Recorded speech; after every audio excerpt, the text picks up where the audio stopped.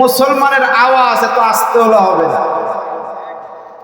মুসলমানের আওয়াজ হতে হবে মর্দা মুজাহিদের মতন। কথা বলেন ঠিক কিনা? মুসলমানের সন্তান, সামনে সময় আসতেছে মুসলমানদের তাকবীরের ধ্বনি দিতে হবে। কথা বলেন ঠিক কিনা? আপনারা সকলেই জানেন হিন্দুত্ববাদী ইসকনের সন্ত্রাসীগুলা মুসলমানদেরকে আঘাত করেছে। মুসলমানের সন্তান, মুসলমানদের তাদের রক্ত ঝরিয়েছে। এই কোরআন মুসলমানদের বুকের উপর ধরে শুধু একটা বার তাকবীরের ধ্বনি দিয়ে দেখা দিবা মুসলমান বাংলাদেশ থেকে মরে নাই। মুসলমান যদি তাকবীরের ধ্বনি দেয় ইসকনের সন্ত্রাসীগুলো বাংলাদেশ থেকে পালাইতে বাধ্য হবে। কথা বলেন ঠিক কিনা? আপনারা সকলেই জানেন সাইফুল ইসলাম আলিফ গতকালকে হত্যা করেছে একজন মুসলমানের সন্তানকে। কথা বলেন ঠিক কিনা? মুসলমানের সন্তান এখনো যদি ঘুমায়া থাকেন, মনে রাখেন একদিন হিন্দুত্ববাদী আপনাদের মাথার উপরে কাঁঠাল ভেঙে খাবে।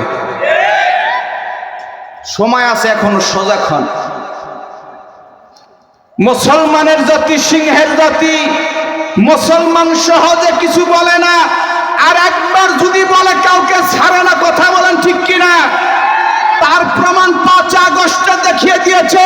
বাংলাদেশে যেমন কোন স্বৈরাচারের এই জমিনে ঠাঁই হয় নাই, কোন নাস্তিক, কোরআন বিরোধী, মাদ্রাসা বিরোধী কোন নাস্তিকের ঠাঁই এই বাংলার জমিনে হবে না। কথা বলেন ঠিক কিনা?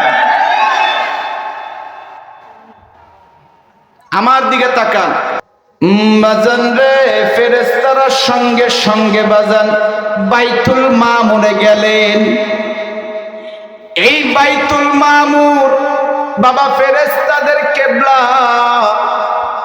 এই যে বাইতুল মামুর আছে না, এটা হচ্ছে 7 আসমানের উপরে।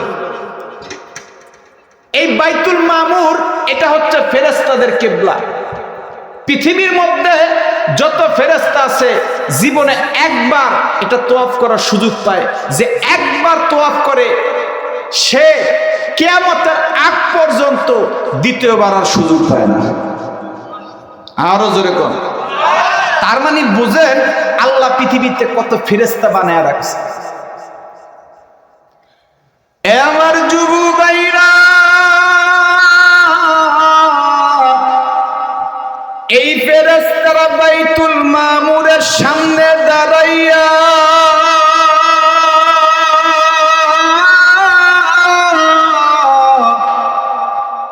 আমার মালিকরে একটা ডাক দিয়া বলে, মালিক,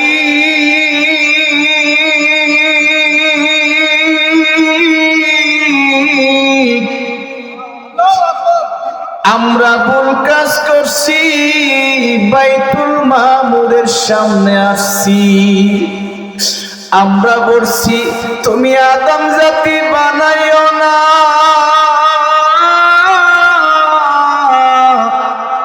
মালিক গো আমাদের তুমি মাফ করে দাও গো মালিক। আমার আল্লাহ ডাক দিয়া বলে, ফেরেশতারা রে, তোরা ফেরেশতারা ভুল করছস, এই জন্য বাইতুল মামুরে আসছস। এই বাইতুল মামুরের মধ্যে সে আমার কাছে তওবা করে মাপ চাইতেছো, কিন্তু আমি যেই আদম জাতি বানায়া রাখবো,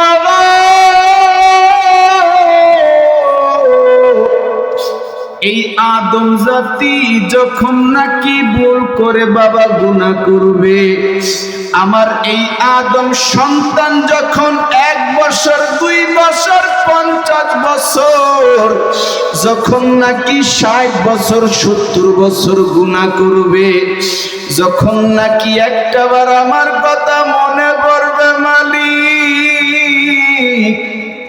ভুল কাজ করছি তখন কিভাবে তওবা করবে, মাপ চাবে। আমি আমার বান্দার জন্য একটা ঘর বানাইতে চাই, যেমনি তোরা বাইতুল মামুরে আসছস, আমার বান্দার জন্য আমি একটা ঘর বানাইতে চাই, যেই ঘরের মধ্যে আইসা আমার বান্দাগুলো আমার কাছে তওবা করবে, মাপ চাবে। আমার হাজী সাহেব বাবাজিরা, ওই তায়েফের ময়দানে যখন কাবার চারপাশে বাজা, এই জায়গাটা হচ্ছে বরকতপূর্ণ জায়গা, যখন হাজী সাহেবরা বাবা তোয়াফ করে দোয়া করে, মালিক গো ভুল করছি মাফ করে দাও গো মালিক। আমার আল্লাহ বলে, বান্দারে তুই 10 বছর 50 বছর ভুল করছিস, কিন্তু আমার ঘরের চারপাশে যখন আমার কাছে তওবা করস, আমি আল্লাহ তোর 50 বছরের গুনাহ 1 সেকেন্ডে মাফ করে দিলাম। এ ফেরেশতা বাজান রে, আরাফার ময়দানে আদম এবং আমার বাবা আমার মা হাওয়া আলাইহিস সালামের দেখা হয়ে গেছে। এবার আদম আলাইহিস সালাম কান্দার বলে, মালিক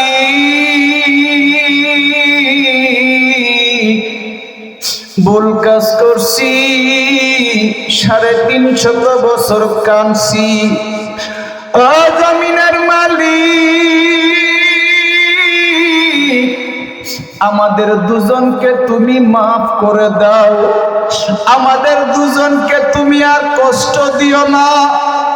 এই কথা বলতে বলতেই আদম আলাইহিস সালাম আরেকটা কথা বলে ফেললেন, মালিক গো ওই বাইতুল মামুরের মধ্যে যখন নামাজ পড়তে যাইতাম গো, ওই বাইতুল মামুরের মধ্যে একটা নাম লেখা দেখতাম বাইতুল মামুরের দরজার সামনে, তোমার সাথে একজনের নাম মুহাম্মাদুর রাসূলুল্লাহ। এই তোমার বন্ধু মুহাম্মাদুর রাসূলুল্লাহ, এই বন্ধুর উসিলায় 350 বছরের ভুল ক্ষমা করে দাও। আমার আল্লাহ ডাক দিয়া বলা, তো 350 বছর কাঁদছস, আমি একটা বার তোর দিকে ফিরে তাকাই নাই, কিন্তু আমার বন্ধু মুহাম্মাদুর রাসূলুল্লাহ, আমার বন্ধুর নাম ধরে যখন ডাক দিছস, আমার বন্ধুর খাতিরে, নবী মুহাম্মদের খাতিরে তোদের 350 বছরের ভুল আমি ক্ষমা করে দিলাম। আদম 350 বছরের ভুল ক্ষমা করে দিলাম। এখন আদম আলাইহিস সালামকে যখন ক্ষমা করে দিলেন, আদম আলাইহিস সালাম চিন্তা করলেন, আল্লাহ যখন আমারে মাফ করে দিলেন, এখন আল্লাহ রাব্বুল আলামিনের ইবাদত করার জন্য একটা ঘর বানানো দরকার। কোন ঘর? এরপর আদম আলাইহিস সালাম দ্বিতীয়বার এই কাবাটা আবারও নিজের হাতে বানায়। আল্লাহু আকবার। এই যে বাইতুল্লাহটা প্রথম বানাইছে কারা? আরো জোরে কোন কারা? এবার দ্বিতীয়বার এই ঘরটার আবার নির্মাণ করে কারা? আদম আলাইহিস সালাম, আপনার বাবা আমার বাবা আদম আলাইহিস সালাম। আদম আলাইহিস সালামের সন্তান শীশ আলাইহিস সালাম। এরপরে আস্তে আস্তে নবী রাসূল আস্তে আস্তে যখন নাকি নূহ আলাইহিস সালাম, এই নূহ আলাইহিস সালাম পর্যন্ত এই কাবাটা এক জায়গায় ছিল, ইবাদত করত। কিন্তু এই নূহ আলাইহিস সালামের জামানায়, নূহ আলাইহিস সালামের জামানায় এই যে কাবা, এই কাবাটা আল্লাহ চতুর্থ আসমানে উঠে আনিছে। সুবহানাল্লাহ, জোরে কোন। নূহ আলাইহিস সালাম 950 বছর পর্যন্ত, 950 বছর পর্যন্ত তিনি দাওয়াত ও তাবলীগের কাজ করছে। দাওয়াত ও তাবলীগের কাজ করার পরও তার উম্মত গুলো বুঝে নাই, খালি নূহ আলাইহিস সালামরে মারে, নূহ আলাইহিস সালামরে মারে। শেষ পর্যন্ত নূহ আলাইহিস সালাম আল্লাহকে ডাক দিয়া বলে, মালিক আমার যেই জাতি 950 বছর দাওয়াত ও তাবলীগের কাজ করার পরে মাত্র 80 থেকে 82 জন মানুষ ইসলাম কবুল করছে, ঈমান আনছে, বাকি সবগুলা কাফের, আল্লাহ তুমি সবাইরে ধ্বংস করে দাও, বদদোয়া করছে। আমার আল্লাহ নূহ আলাইহিস সালামের দোয়া কবুল করে নিছে। আরো জোরে কোন, যখন নাকি কবুল করে নিছে, এক পর্যায়ে নূহ আলাইহিস সালামকে আল্লাহ বললেন, ও নূহ, আমি একটা প্লাবন দিব, আমি একটা প্লাবন দিব। কি প্লাবন? যেই প্লাবনটা আমি আল্লাহ দিব, ওই প্লাবনটায় তোমার যেই মুসলমান জাতি আছে, এই মুসলমান জাতি ব্যতীত সবাইকে আমি আল্লাহ ধ্বংস করে দিব। নূহ, একটা কাজ করো, কি? তুমি একটা কিস্তি বানাও।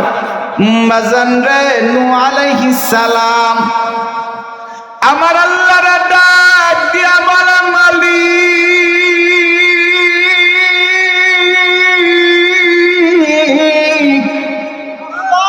তুমি বলছো কিস্তি বানানোর জন্য, এই যে কিস্তিটা বানাবো, কিস্তিটা কেমন আকারের বানাবো? আমার আল্লাহ জিবরাইলকে পাঠাইছে। জিবরাইল, তুমি আমার নূর কাছে যাও, নূর কাছে যে প্রত্যেকটা বর্ণনা বলে দাও।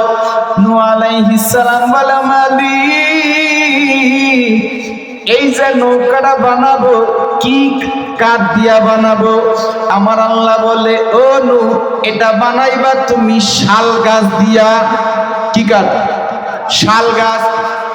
এবার নূহ আবারও ডাক দিয়া বলে, মালিক বুঝলাম শাল গাছ দিয়া বানাবো, এই নৌকাটা কয়তলা বানাবো?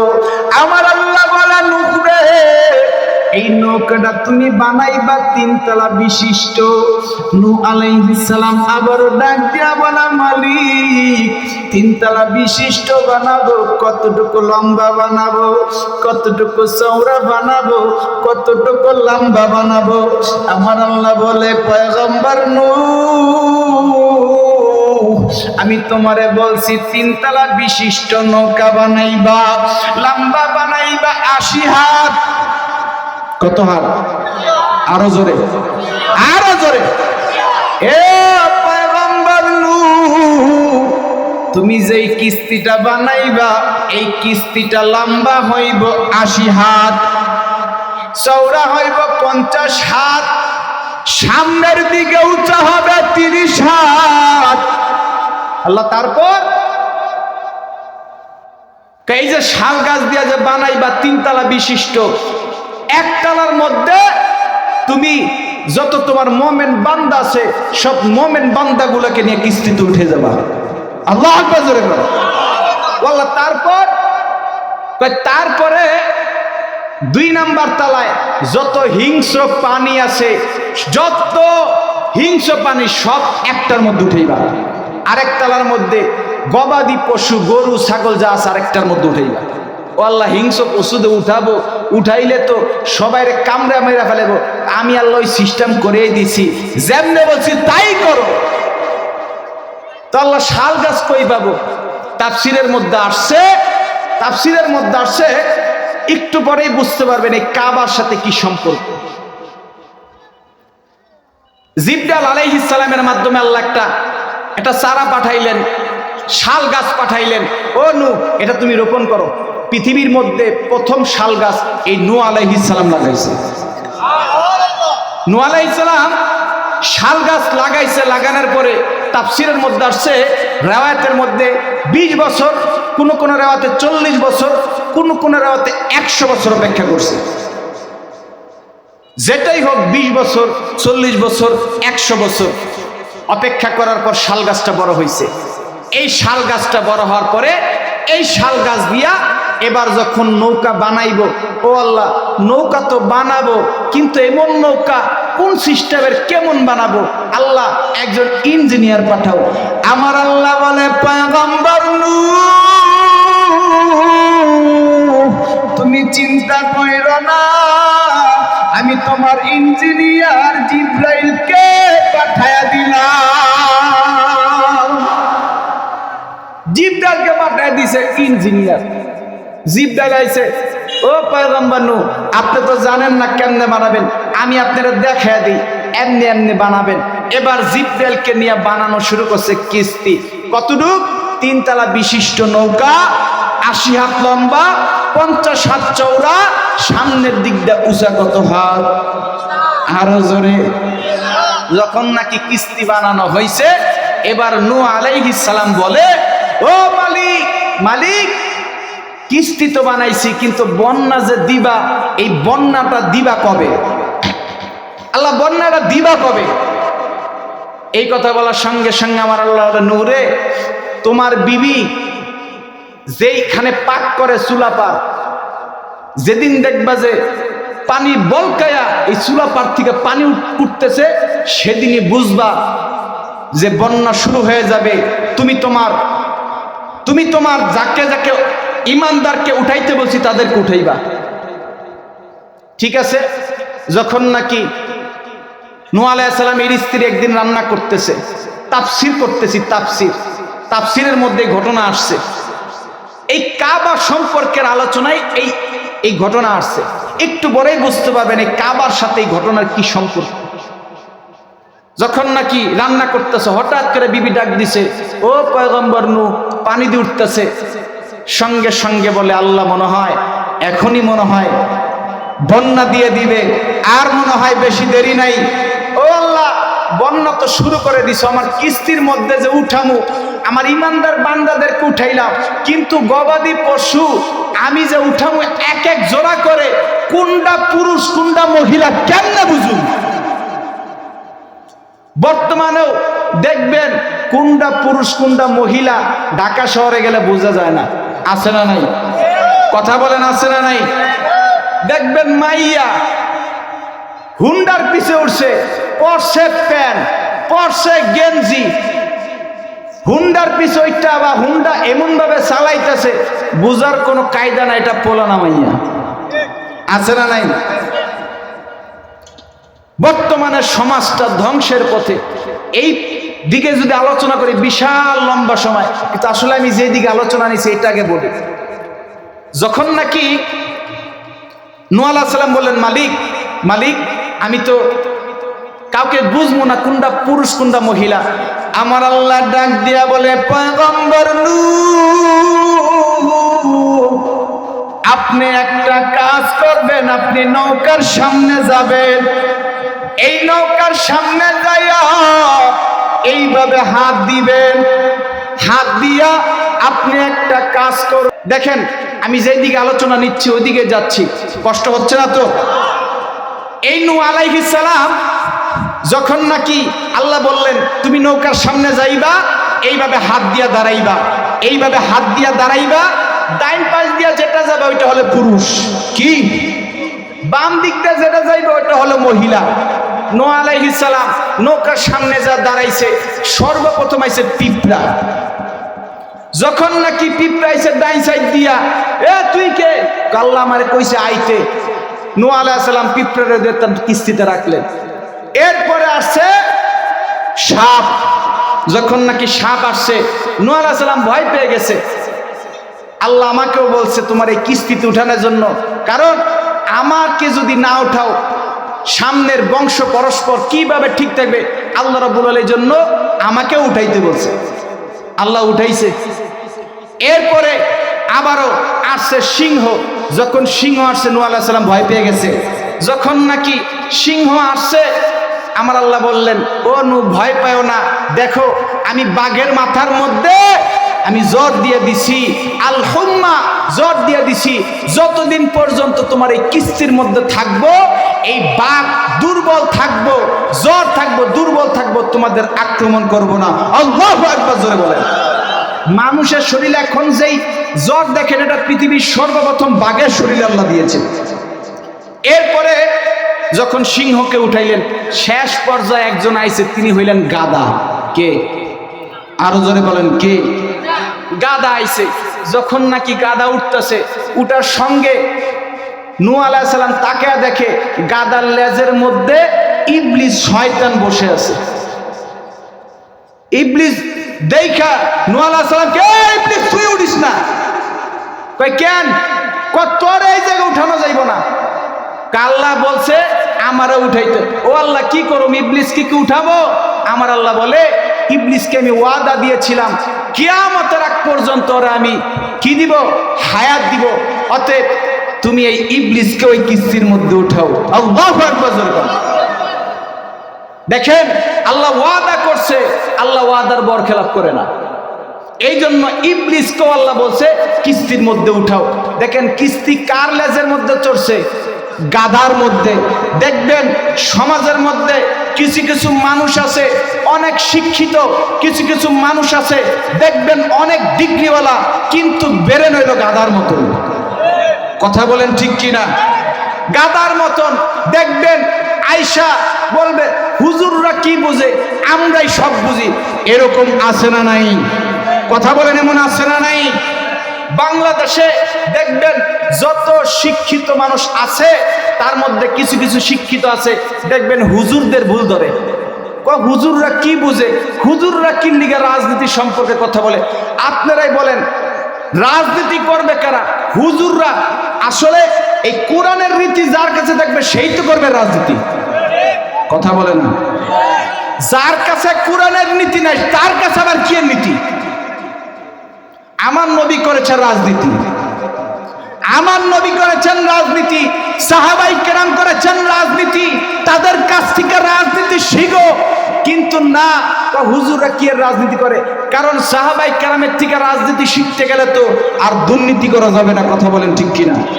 সাহাবাই কেরামের কাছ থেকে রাজনীতি শিখতে গেলে তাহলে তো আর সুদ খাওয়া যাবে না, ঘুষ খাওয়া যাবে না, তাহলে তোর অপকর্ম করা যাবে না।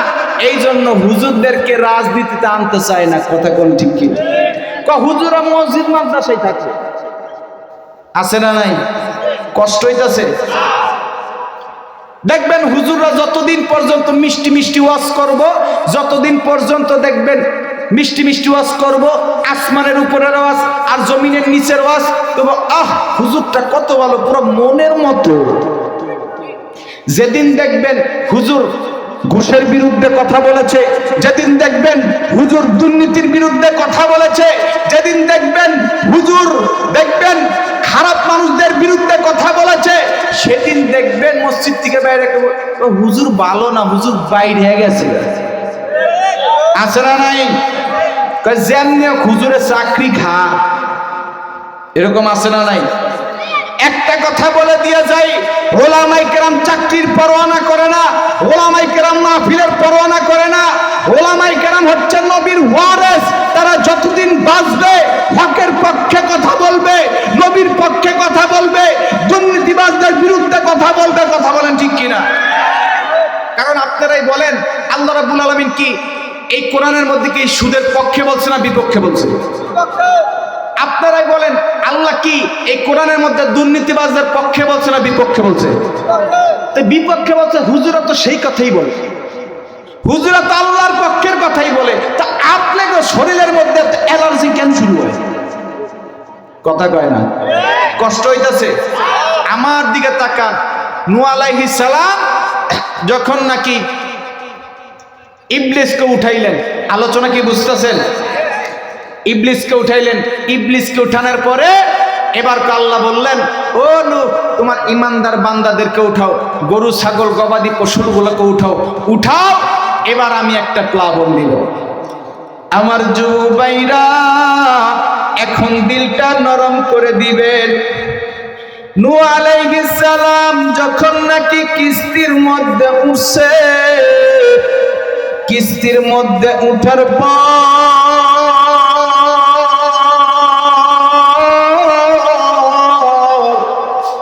আমার আল্লাহ একটা প্লাবন দিলেন, যেই প্লাবনের মধ্যে এই কিস্তিটা বাজান 6 মাস পর্যন্ত ভ্রমণ করছে।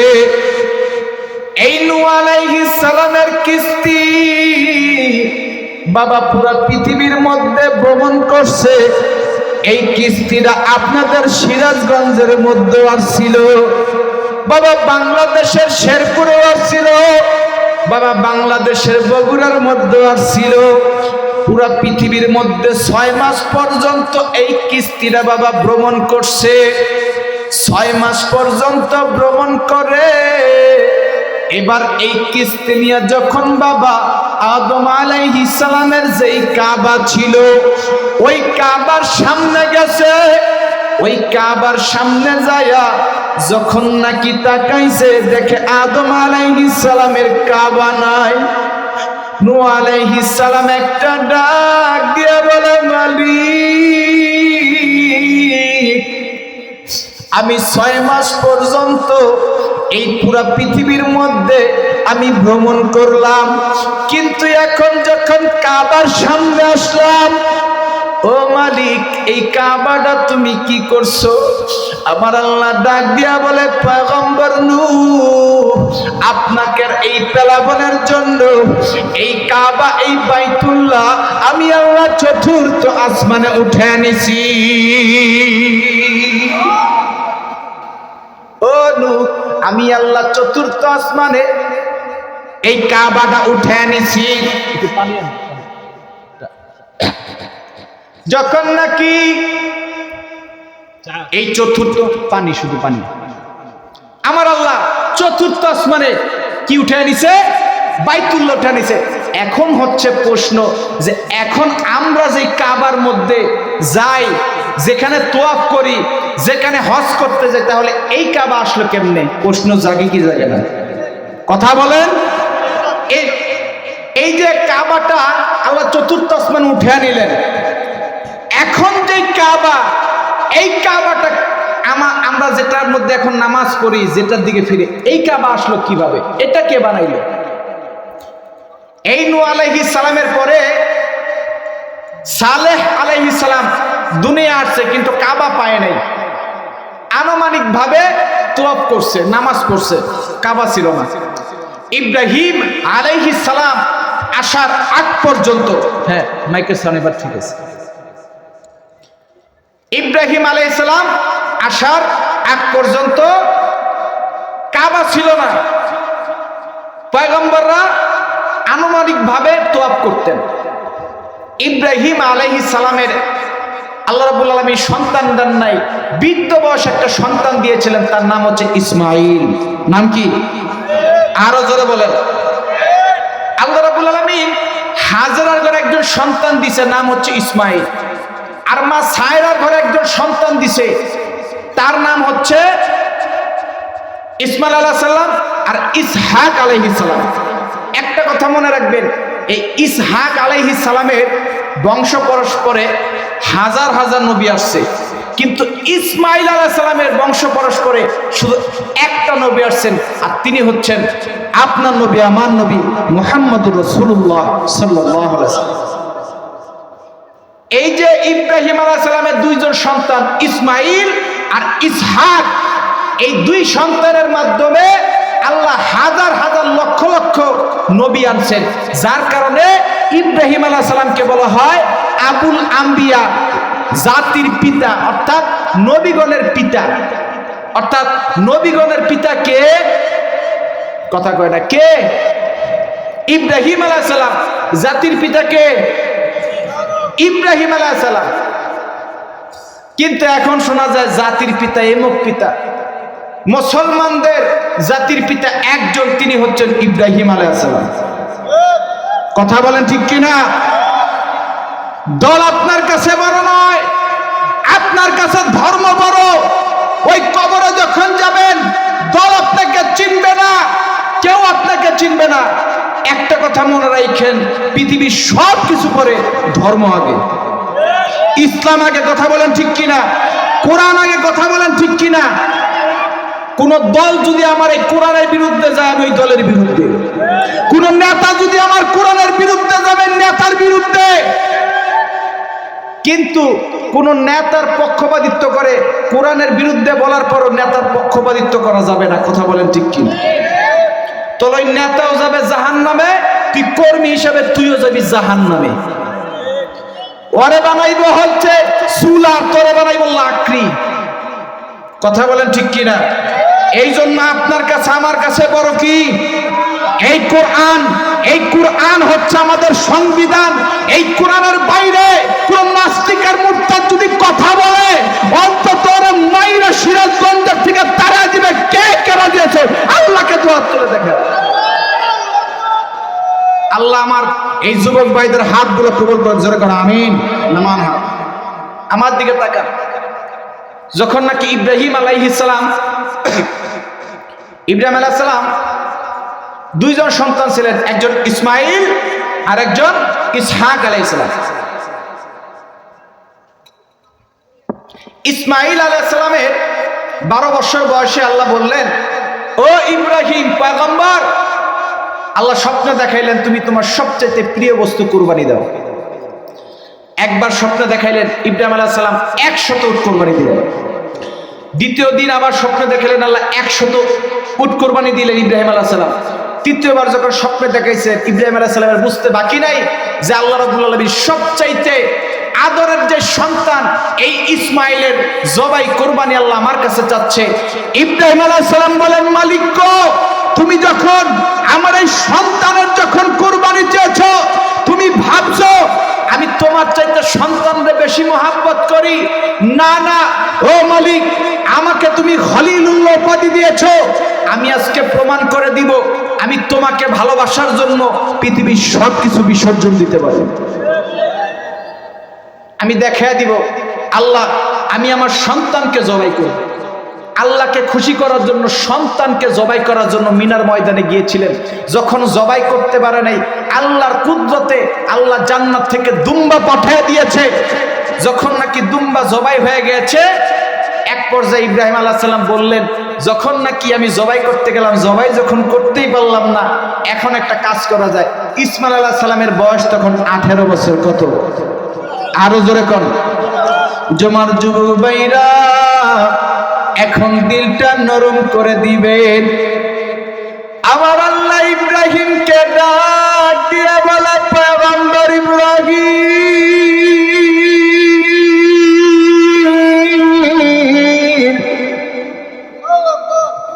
আপনি একটা কাজ করেন ইব্রাহিম, আপনি মক্কার প্রান্তরে যান। আপনি মক্কার প্রান্তরে যায় একটা কাজ করেন, কাবা বানান। ইব্রাহিম আলাইহিস সালাম আল্লাহর ওয়ার্ডার পায়া বাজান কাবার সামনে গেছে, মক্কায় গেছে।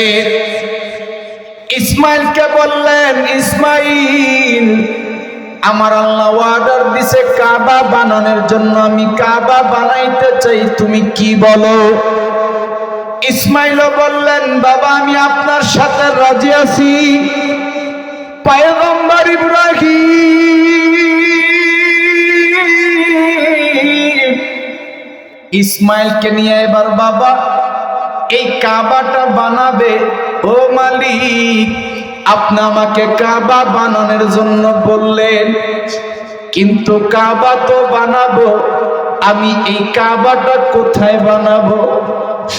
আমার আল্লাহ আসমানে একটা মেঘ পাঠিয়ে দিছে। পয়গম্বর ইব্রাহিম, আমি আসমানে একটা মেঘ জমা করে দিছি, এই ছায়াটা যেখানে আছে এই ছায়ার মধ্যে তুমি কাবা নির্মাণ করো। পয়গম্বর ইব্রাহিম পুরা পৃথিবী সফর করে বাবা 5টা পাহাড়ের মাটি আনছে। এবার ইসমাইলকে বানাইছে বাবা জুগালু, আর নিজে হইছে রাজমিস্ত্রি। এই পয়গম্বর ইব্রাহিম রাজমিস্ত্রি হয়ে বাবা যখন নাকি কাবা নির্মাণ করে, দেওয়ালটা নির্মাণ করে, আর যেই বালু সিমেন্ট তৈরি করে দেয় ইসমাইল, ইসমাইলরে বানাইছে জুগালু। পয়গম্বর ইব্রাহিম হচ্ছে রাজমিস্ত্রি। সন্তান আর বাবা যখন এই কাবাটা নির্মাণ করে, এখন উপরের নির্মাণ কেমনে করবে? পয়গম্বর ইব্রাহিম ডাক দিয়া বলা, মালিক গো, নিচের জায়গাটা আমরা তৈরি করছি, উপরে কেমনি ভাবে বানাবো, উপরে উঠবো কেমনে? আমার আল্লাহ জিবরাইলকে পাঠিয়ে দিয়েছে, জিবরাইল তুমি জান্নাত থেকে একটা পাথর নিয়ে যাও, আমার ইব্রাহিমের কাছে দাও। ইব্রাহিম এই পাথরের মধ্যে যখন পাড়া দিবে, এই পাথরের মধ্যে পাড়া দেওয়ার সঙ্গে সঙ্গে ইব্রাহিম উঁচা হয়ে যাবে, উপরের কাজটাও করবে। জিবরাইল আলাইহিস সালাম জান্নাতি পাথরটা নিয়ে আসছে। আমার হাজী সাহেব বাবাজিরা, যারা নাকি হজ করতে গেছেন, এই কাবার দরজার সামনে একটা কাছের মধ্যে মাকাম ইব্রাহিম একটা পাথর আছে। এই পাথরটাই সেই পাথর যেই পাথরের উপরে দাঁড়াইয়া ইব্রাহিম এই কাবা নির্মাণ করছে। এই পাথরটা জান্নাত থেকে আল্লাহ পাঠাইছে। হাজী সাহেব বাবাজিরা এই পাথরটা দেখার জন্য ভিড় করে বসে থাকে। যখন নাকি আল্লাহ জিবরাইলের মাধ্যমে জান্নাত থেকে এই পাথরটা ইব্রাহিমের কাছে পাঠাইলেন, এই পাথরের উপর পাড়া দিয়ে যখন বাবা ইব্রাহিম উসা হয়, বাবা উপরের কাজটা ইব্রাহিম আলাইহিস সালাম করে। যখন এক পর্যায়ে পুরা কাবা নির্মাণের কাজটা শেষ হয়ে যায়, পয়গম্বর ইব্রাহিম আমার আল্লাহরে ডাক দিয়া বলে, মালিক, তুমি বলছো কাবা নির্মাণ করার জন্য, তোমার হুকুম পায় আমি কাবা নির্মাণ করছি। এখন মালিক আমি কি করব বলে দাও। আমার আল্লাহ ডাক দিয়া বলে, ইব্রাহিম রে,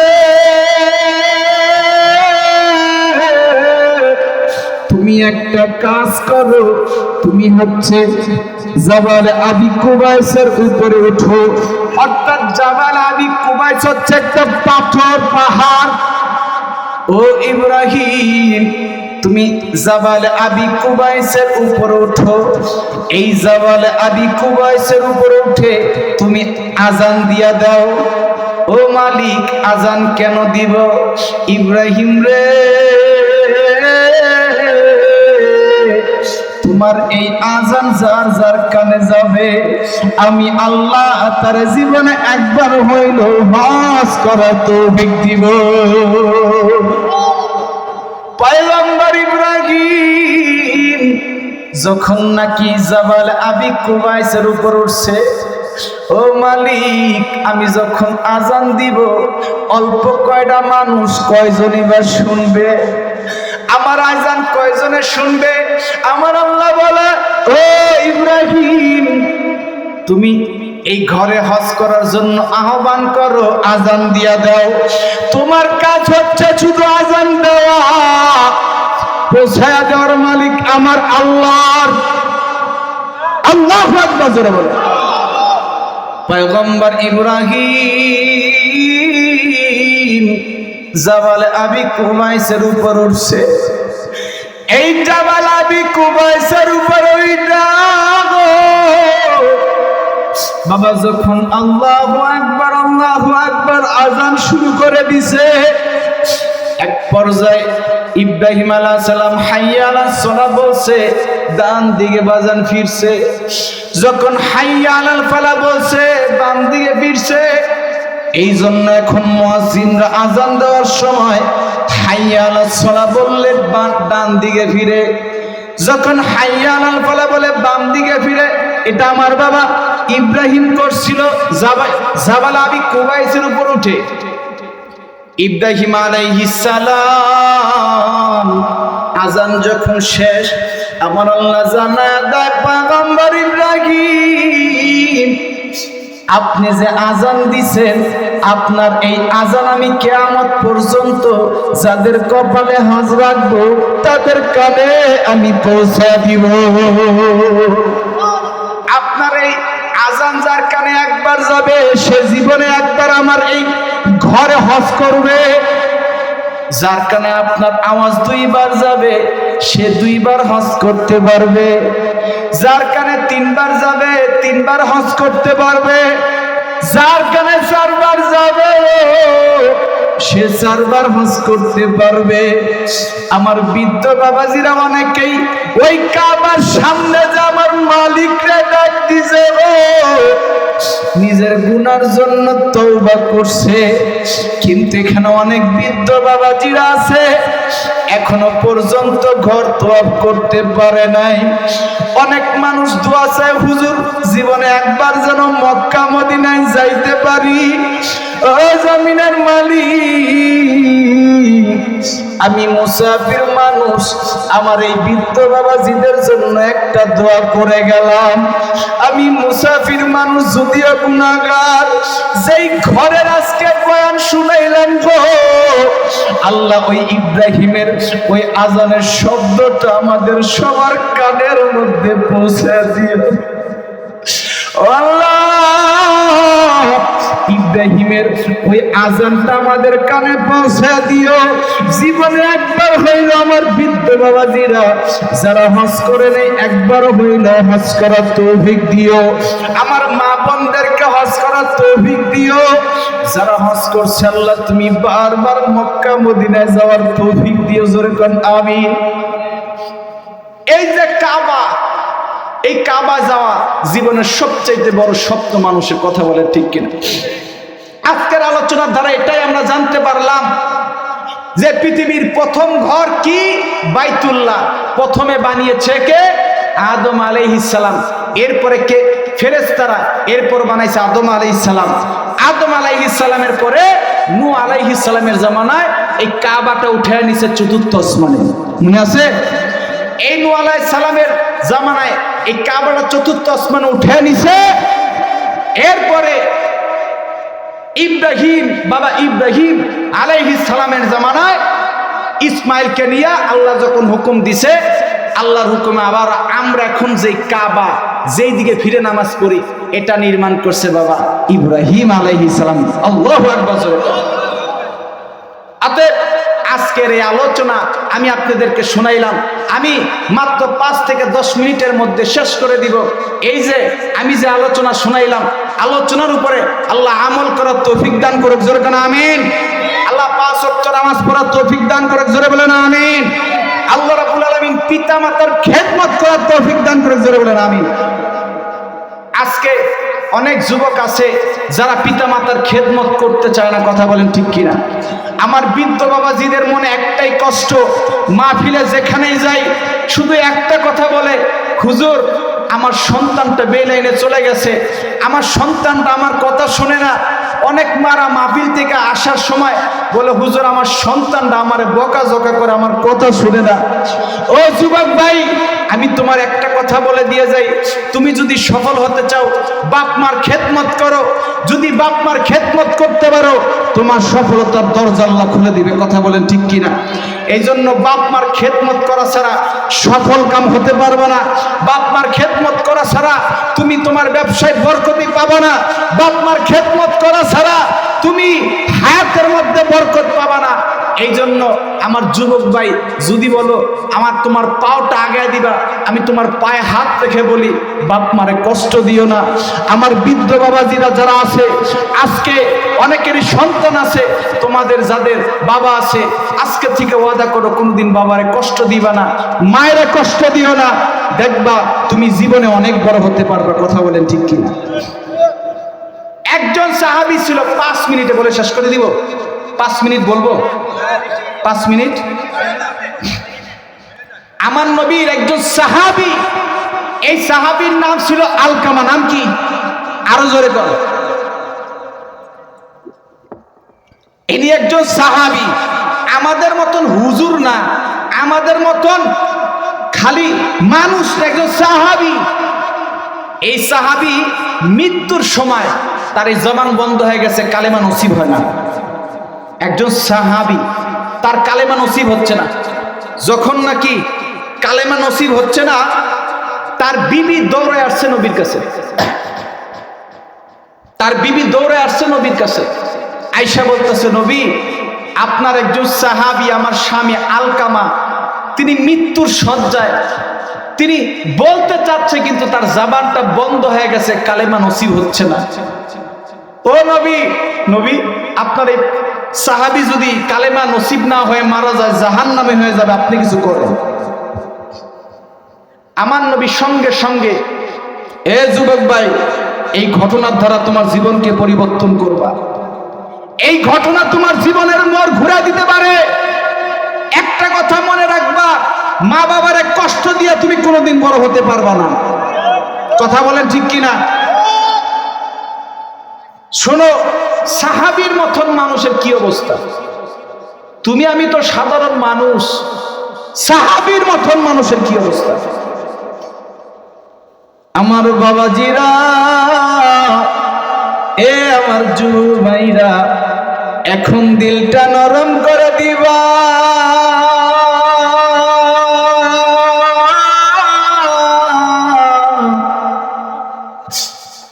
আলকামার স্ত্রী ডাক দিয়া বলে, নবী গো, আমার স্বামীর জবানটা বন্ধ হয়ে গেছে, এই জবান দিয়া কালেমা নসিব হচ্ছে না নবী। আমার নবী ডাক দিয়া বলে, ও আলকামার স্ত্রী, আপনি একটা কাজ করেন, এই আলকামার কি মা বাবা আছে? সাহাবীদেরকে ডাক দিয়া বলে, সাহাবী, আলকামার কি মা বাবা চিনি? বলে হ্যাঁ। আলকামার মায়ের আমার কাছে একটু ডাক দিয়া নিয়ে আসো,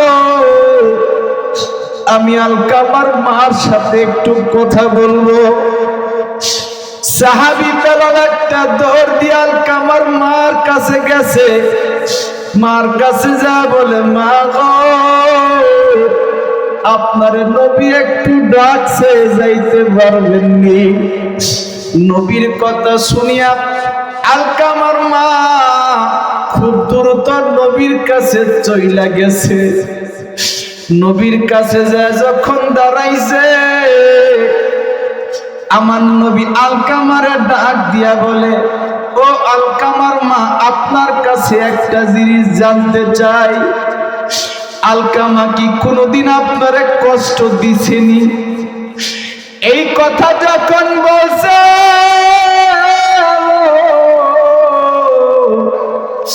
আলকামার মা চোখের পানি ছেড়ে দিয়া বলে, নবী গো,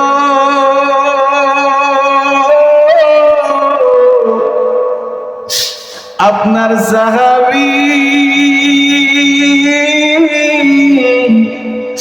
আমি মার মনে অনেক কষ্ট দিছে গো নবী। আলকামা যখন কথা বলতো, আমি মারে কষ্ট দিত। এ আলকামা যখন নাকি আচরণ করতো, আমি মার মনে কষ্ট দিত। আলকামার কষ্টের জন্য আমি মার চোখ দিয়ে পানি বাহির হয়ে যাইত। এই কথা শুনে সঙ্গে সঙ্গে আমার নবী ডাক দিয়া বলে, মা গো, আমি এবার বুঝতে পারছি আলকামার জবান কেন বন্ধ হয়ে গেছে। একজন সাহাবী হওয়ার পরও এই জবান দিয়া কেন কালেমা উচ্চারণ হয় না। বেলাল রে ডাক দিয়া বলে, বেলাল রে,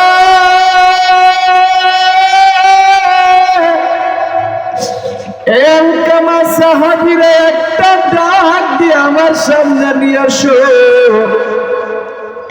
আলকামারে যত সময় পর্যন্ত মায় মাফ না করব, তত সময় পর্যন্ত আলকামার জবান দিয়া কালেমা নসিব হবে না।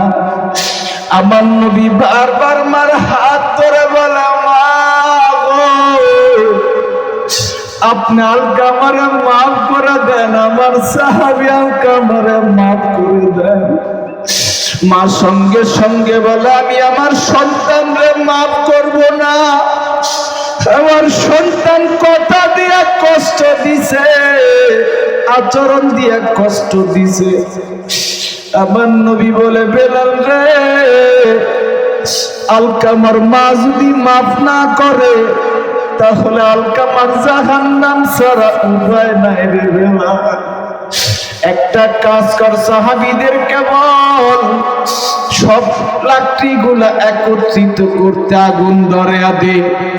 জাহান্নামের আগুনে যখন জ্বলবে, তার আগে আমি নবীর লাকড়ি দিয়ে জ্বালাইয়া দে।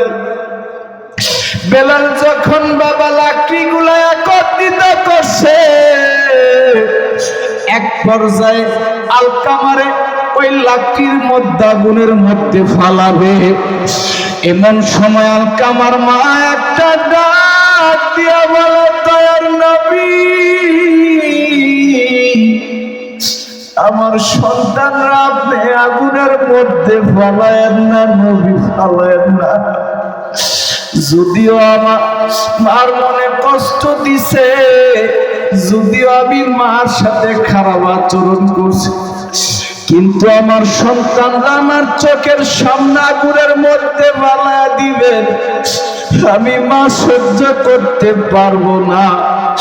আমার সন্তানরা আপনার আগুনের মধ্যে ফালায়েন না। এই কথা যখন বলছে গো, আমার নবী বলে আপনি শুধু বলেন আপনার সন্তানদের মাফ করে দিছেন।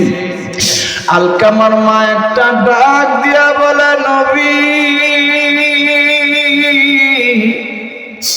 আমি আমার সন্তানরা আপনার জন্য মাফ করে দিলাম। আমার নবী সাহাবীদেরকে ডাক দিয়া বলে, সাহাবী একটা দৌড় দিয়ে আলকামার কাছে যাও, আলকামার সামনে যা দেখো আলকামার জবান খুলছে কিনা। বেলাল যখন আলকামার ঘরের মধ্যে একটা দৌড় দিয়ে বেলাল উপস্থিত হইতে দেরি আছে, যা দেখে আলকামার জবান দিয়া কালেমা নসিব হয়ে গেছে। বেলাল আরেকটা দৌড় দিয়া বলে, নবী আলকামার মা যখন মাফ করছে, আলকামার জবান খুলে গেছে, আপনার সাহাবী কালেমা নসিব হয়ে গেছে। আমার নবী সাহাবীদেরকে ডাক দিয়া বলে, সাহাবীরা রে, আমি একজন নবীর সাহাবী হওয়ার পরও আলকামার জবান একটা কারণে বন্ধ হয়েছে, আর সেটা হইল মার মনে কষ্ট দেওয়ার জন্য, মার সাথে খারাপ আচরণ করার জন্য রে সাহাবীরা। এই জন্য তোমরা কোনোদিন মার সাথে খারাপ আচরণ কইরো না। হুমা জান্নাতুকা ওয়া নারুকা, আমার নবী বারবার বলছে, সাহাবীরা রে, আমার যদি মা থাকতো তোমাদের দেখায়া দিতাম কেমনে খিদমত করতে হয়। হুমা জান্নাতুকা ওয়া নারুকা, তোমার মা বাবা তোমার জান্নাত, তোমার মা বাবা তোমার জাহান্নাম। ও যুবক ভাই, যদি মা বাবার খিদমত করো, তোমার মা বাবা হবে তোমার জন্য জান্নাত, আর মা বাবার সাথে যদি খারাপ আচরণ করো, মা বাবা হবে তোমার জন্য জাহান্নাম। এই জন্য আমার যুবক ভাইরা, এখন মাহফিলের মাঝখান থেকে আমি গুনাহগারের হাতের সাথে হাতটা লাগাইয়া ওয়াদা করে বলবো, হুজুর আজকে থেকে ওয়াদা দিলাম আর কোনোদিন মায়ের কষ্ট দিব না, আর কোনোদিন বাবারে কষ্ট দিব না গো হুজুর।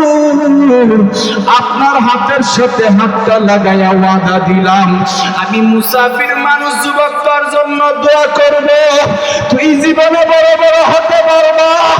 একটা যুবক অন্তত লাভ দিয়ে দৌড়ে আসো, এখানে অনেক যুবক আছো, অন্তত আমার এই মুসাফিরের হাতের সাথে হাতটা লাগাইয়া ওয়াদা করে বলবা, আমি আর কোনোদিন মায়ের কষ্ট দিব না, আমি আর কোনোদিন বাবারে কষ্ট দিব না। যুবক ভাই এখানে কেউ নাই? একটা যুবক নাই যে নাকি আমি মুসাফিরের হাতের সাথে হাতটা লাগাইয়া অন্তত ওয়াদা দিবা কোনোদিন মায়ের কষ্ট দিব না, বাবারে কষ্ট দিব না? অন্তত একজন যুবক আজকে ওয়াদা করো। আমার কাছে মনে হয় একটা যুবকের উসিলা আজকের মাহফিল আল্লাহ কবুল করতে পারে। এ যুবক ভাই মনে রাখো, যদি সফল হতে চাও মা বাবার দোয়া দরকার আছে না নাই? আরো জোরে বলেন, দোয়া দরকার আছে না নাই?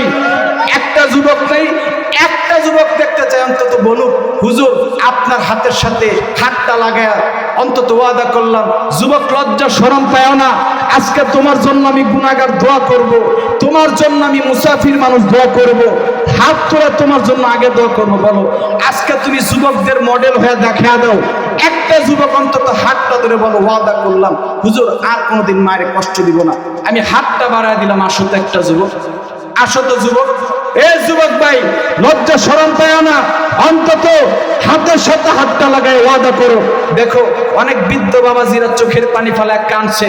দেখো আরে আমার যুবক ভাইরা ওয়াদা করলো, আল্লাহ আমার যেই সমস্ত যুবক ভাইরা বৃদ্ধ বাবাজিরা ওয়াদা করলো, আল্লাহ তাদেরকে কবুল করে নিও, সফলতার চূড়ান্ত পর্যায়ে আল্লাহ তুমি তাদেরকে নিয়ে যাও। যেরকম আমিন। বসে বিশেষ করে আমার ছাত্র ভাই যারা আছে, যারা হাফেজ হইল, আল্লাহ তাদেরকে বড় আলেম হওয়ার তৌফিক দান করে। জোরে বলেন আমিন। যারা নাকি অনেক সন্তানের বাবা আছেন, আপনাদেরকে একটা কথা বলে দিয়ে যাই, সন্তানদেরকে মাদ্রাসা দেওয়া দরকার আছে না নাই? আজকে দেখলেন যারা নাকি পাগড়ি নিল, আজকে যারা নাকি পাগড়ি নিল, এরকম সন্তান আপনি যদি একটা হাফেজ বানাইতে পারেন, এর চাইতে গর্বের বিষয় কি হতে পারে? কথা বলেন ঠিক কিনা? কিয়ামতের মাঠে একজন হাফেজের বাপ মার মাথার মধ্যে আল্লাহ কি নূরের মুকুট পরায়া দিবে। একজন হাফেজ 10 জনকে নিয়ে জান্নাতে চলে যাবে, যেই 10 জনের উপর জাহান্নাম মজিদ হয়ে গিয়েছিল। তার মধ্যে সর্বপ্রথম ওই হাফেজ সাহেব তার বাপ মাকে নিয়ে জান্নাতে চলে যাবে। অতএব আমি এই মাদ্রাসার ছাত্রদের জন্য আগে দোয়া করি, আল্লাহ যেন এই মাদ্রাসার ছাত্রদেরকে বড় হক্কানি রব্বানা আলেম হওয়ার তৌফিক দান করে। জোরে বলেন আমিন। আমার বৃদ্ধ বাবাজিদের সন্তান আছে, আল্লাহ যেন